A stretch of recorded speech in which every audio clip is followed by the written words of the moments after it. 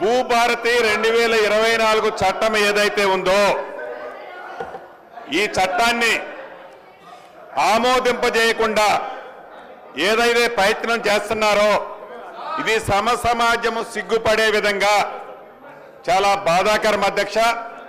ఇటువంటి గుండాగిరి, ఇటువంటి దౌర్జన్యం, ఇటువంటి రౌడీయిజం ఈ సభలో జరగకుండా ఉండే విధంగా మీరు చర్యలు చేపట్టాలని, అదే రకంగా అధ్యక్ష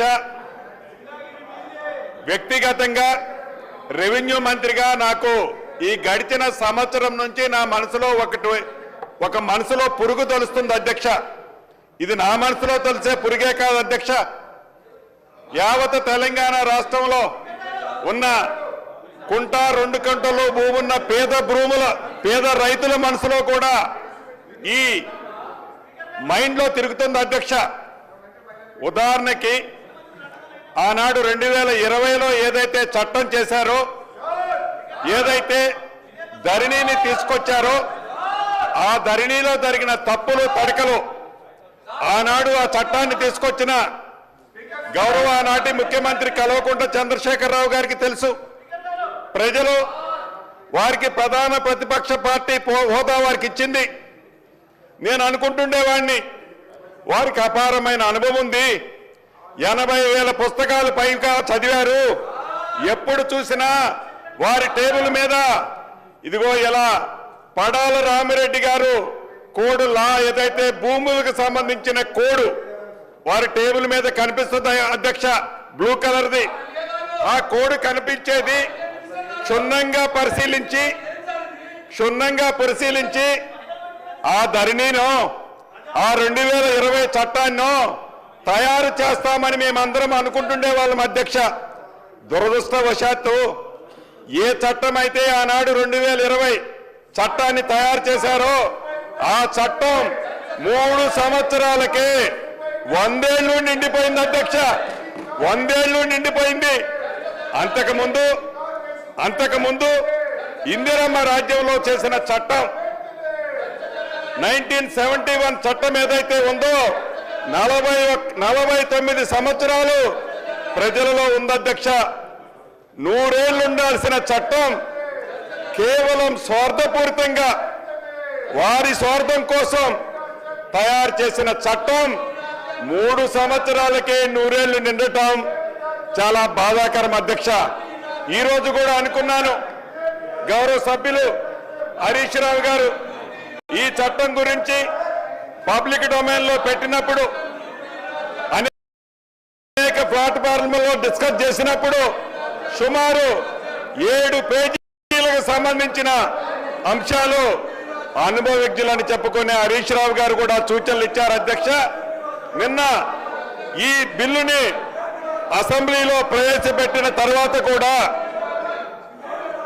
హరీష్ రావు గారు అనేక సూచనలు ఇవ్వటం జరిగింది అధ్యక్ష.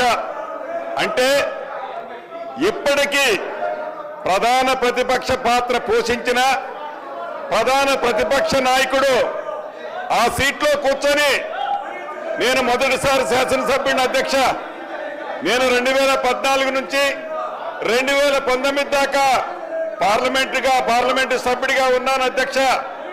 తర్వాత వారి సొంత పార్టీ వారి జాగీరి పార్టీలో ఉన్న నాకు టికెట్ ఇవ్వలేదు అధ్యక్ష. వారి పార్టీ కాబట్టి వారి ఇష్టం అధ్యక్ష. ప్రజల దీవెనలతో ప్రజల ఆశీస్సులతో ఈనాడు ఇందిరమ్మ రాజ్యంలో ప్రజల దయతో మా నాయకుడు రాహుల్ గాంధీ గారి దయతో ఈనాడు ఈ స్థానంలో ఉండి ఒక మంచి చట్టం దేశానికి ఒక రోల్ మోడల్ అయిన ఈ భూభారత చట్టాన్ని సభలో ప్రవేశపెట్టినప్పుడు ఆ మాజీ ముఖ్యమంత్రి వర్యులు ఆ సీట్లో కూర్చొని ఆ 80,000 పుస్తకాలు చదివిన జ్ఞానాన్ని అనుభవాన్ని నాకు చెబుతారేమో, దాని సూచనలు ఇస్తారేమో, ఆ సూచనలు అన్నిటినీ తప్పకుండా మంచి ఉంటే ఈ చట్టంలో పెట్టాలని ఆశపడ్డాను అధ్యక్ష. కానీ ఏ కారణం చేత సభకు రావటం లేదో నాకు తెలియదు. నాకు తెలిసి ఈ గడిచిన సంవత్సరంలో బడ్జెట్ ప్రవేశపెట్టేటప్పుడు కొన్ని నిమిషాలు వచ్చిపోయారు అధ్యక్ష సభకి. ఎప్పుడైనా సభలు జరిగేటప్పుడు సభలో ప్రతి నియోజకవర్గానికి సంబంధించిన శాసనసభ్యులు ఎందుకు మాట్లాడతారంటే ఆ నియోజకవర్గానికి సంబంధించిన అనేక అంశాలు ప్రజల దృష్టికి శాసనసభలో నేను తీసుకొచ్చానని చెప్పడానికి, ప్రజల పక్షాన పోరాటం చేయటం కోసం, ఆ సమస్యలు పరిష్కరించుకోవటం అసెంబ్లీలో ప్రవేశపెట్ట ఆ ప్రధాన ప్రతిపక్ష నాయకుడు మాజీ ముఖ్యమంత్రి వర్యులు కానీ అసెంబ్లీలోకి రారు. కనీసం ఈ రోజు ఉదయం ఒక ఇన్సిడెంట్ జరిగింది అధ్యక్ష. పొద్దున్నే బార్బర్ ఇంటికి వచ్చారు.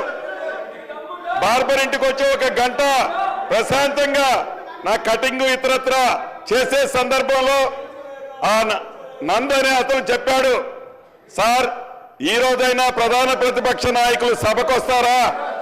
మీరేదైతే అమూల్యమైన బిల్లు భూభారత బిల్లు పెడుతున్నారో ఆ బిల్లులో ఆ నాయకులు ఏమన్నా మంచి సూచనలు ఇస్తారా అని బార్బర్ నన్ను అడగటం జరిగింది అధ్యక్ష. అంటే వారిని అభిమానించే వాళ్ళు వందల్లోనో పదుల్లోనో వేలల్లోనో ఈ రాష్ట్రంలో ఉంటారు. ఈ రాష్ట్రానికి ప్రధాన ప్రతిపక్ష నాయకుడిగా ఉన్న ఆనాటి ముఖ్యమంత్రి గారు సభకు రాకపోవటం సభను అవమానించినట్లా, లేకుంటే తెలంగాణ ప్రజలను అవమానించినట్లా? ఈ దౌర్భాగ్యమైన పరిస్థితి ఏందో ఒక్కసారి మీరు ఆలోచించాలి అని యావత్ రాష్ట్ర తెలంగాణ ప్రజలను కోరుకుంటున్నాను అధ్యక్ష.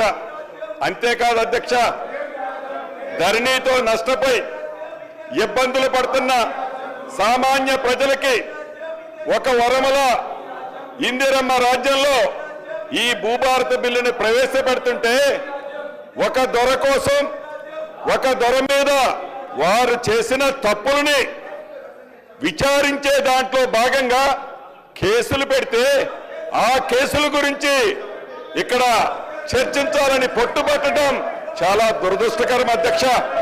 దురదృష్టకరం అధ్యక్ష. అదేమన్నా జాతీయాన్ని దేశానికి సంబంధించిన అంశమా, రాష్ట్రానికి సంబంధించిన అంశమా, చివరికి ఒక నియోజకవర్గానికి సంబంధించిన అంశమా ఈ సభలో చర్చించాల్సినంత అవసరం ఉందా అని మీ ద్వారా ఆ సభ్యులను ప్రశ్నిస్తున్నాను అధ్యక్ష. చివరిగా ఇప్పటికైనా ప్రధాన ప్రతిపక్షం నాయకుడు ఎవరైతే ఈ సభకున్నారో యావత్ తెలంగాణ ప్రజలు ఎదురు చూస్తున్నారు. ఈ సభలోకి వస్తారని, ఈ అమూల్యమైన బిల్లు, వెరీ వెరీ ఇంపార్టెంట్ అయిన బిల్లు, ఈ భూభారత బిల్లులో పాలు పంచుకుంటారని, మంచి సూచనలు ఇస్తారని ఎదురు చూశాం. దురదృష్టకరం, వారు ఇక్కడికి రాకపోవటం దురదృష్టకరం. ఉన్నవాళ్ళు ఈ రకంగా గొడవలు చేయటం బాధాకరం అధ్యక్ష. చివరిగా నేను ఒకటే చెప్తున్నాను, 2 సార్లు కర్రు కాల్చి ఈ తెలంగాణ ప్రజలు మీకు బుద్ధి చెబితే ఇంకా ఇంగిత జ్ఞానము లేకుండా, ఆలోచన లేకుండా, చేసిన తప్పులు సరిదిద్దుకోకుండా మంచి చట్టాలు తెస్తుంటే మద్దతు తెలపకుండా వక్ర బుద్ధితో కుక్క తోకరు వంకరగా ఇంకా పాత తరహాలోనే ఏవైతే మీరు ఈ కార్యక్రమాలు చేస్తున్నారో తెలంగాణ ప్రజలు హర్షించరు. అందుట్లో ముఖ్యంగా ఇందిరమ్మ రాజ్యంలోని ఈ ప్రజలు ఎట్టి పరిస్థితుల్లో మీ ఈ చిల్లర వేషాలు క్షమించరు అని ఈ వేదిక ద్వారా తమకు తెలుపుతూ నేను ముగిస్తున్నాను అధ్యక్ష. బీఆర్ఎస్ పార్టీ నుంచి పల్లా రాజేశ్వర్ రెడ్డి గారు